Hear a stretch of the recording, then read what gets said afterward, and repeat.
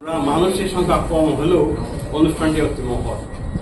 কারণ যারা সংস্কৃতি লালন করে, যারা সৃজনশীল প্রতিভা বিকাশে কাজ করে, যারা সমাজের পরিবর্তন চায়, যারা সমাজের মঙ্গল চায়, যারা সমাজকে ভালোবাসে, দেশকে ভালোবাসে, আমি মনে করি তারাই আজকে এখানে। আজকে এই অনুষ্ঠানের সম্মানিত প্রধান অতিথি ব্রাহ্মণবাড়িয়া ২ নির্বাচনী এলাকার মাননীয় সংসদ সদস্য মঈন ভাই বলে ডাকলে আত্মা খুব শান্তি পায়। ভাই বলে ডাকলে আত্মা খুবই শান্তি পায়। মঈন ভাই আমাদের অভিভাবক, আমাদের ইতিহাস। মঈন ভাই আমাদের নেতা। আজকে তিনি এখানে প্রধান অতিথি হিসেবে উপস্থিত থেকে আমাদের কৃতার্থ করেন। আমি মঈন ভাইয়ের দৃষ্টি আকর্ষণ করে বলতে চাই, মঈন ভাইয়ের দুই পাশে দুইজন যে অফিসার আছে, একজন উপজেলা নির্বাহী অফিসারের মতোই, আরেকজন সরাই থানা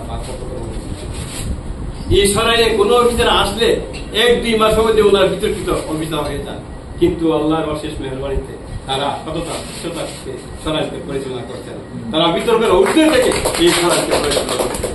আমি মঈন ভাইয়ের দৃষ্টি আকর্ষণ করে বলতে চাই, এই ইউনুস স্যারের মতো লোক, এই ইমরান স্যারের মতো লোক যদি এই সরাই থাকে, ইনশাল্লাহ আপনার হাতে এই সরাইয়ের পরিবর্তন হবে। আমি এই কামনা করে আজকে যারা এখানে উপস্থিত ছিলেন, আর আজকে এই ম্যাগাজিন সুভেনিরটি বের করতে যে যারা কাজ করেছেন, তাদের প্রতি আমার একটা অনুরোধ থাকবে। আমিও এর সাথে জড়িত। এটা আমাদের জন্য, আমাদের সরাইলের ইতিহাস আছে, সরাইলের ঐতিহ্য আছে, সরাইলের রাজনৈতিক ব্যক্তিত্ব আছে, সরাইলের সংস্কৃতি আছে, সরাইলের গ্রামীণ খেলাধুলা আছে, সরাইলের সাহিত্য জগতে আমরা প্রচুর ব্যক্তি আমাদের রয়েছে। সরাইলের সংস্কৃতি সম্পর্কে আমাদের পরবর্তী প্রজন্মকে জানাতে হবে, এই কমিউনিটি চলমান রাখতে হবে। এখানে ইউনুস স্যার এবং ইমরান স্যার এবং আমাদের প্রধানমন্ত্রী মহোদয় কিন্তু আমাদের পরামর্শ দিয়েছে।